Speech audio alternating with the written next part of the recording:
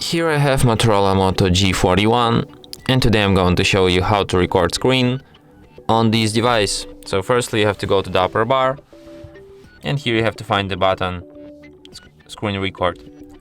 Hold your finger on it and you can find its settings. Here in settings you can change viewfinder size, you can change its resolution, you can change the recording time limit, you can also set up file size limit, and you can record touch points.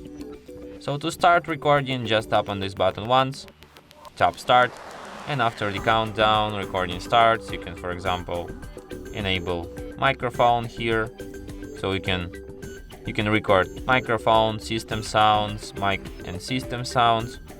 You can switch viewfinder, you can draw something on screen like this, and you can also pause the recording, then you can play it again. And to stop recording, tap on this red button once, and after that recording will be saved to the gallery, to the screen record album, and here it is. So you can record microphone, system sound, and from here you can share, edit or delete your recording.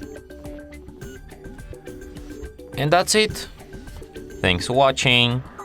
If you find this tutorial useful, don't forget to hit that like button and subscribe to our channel.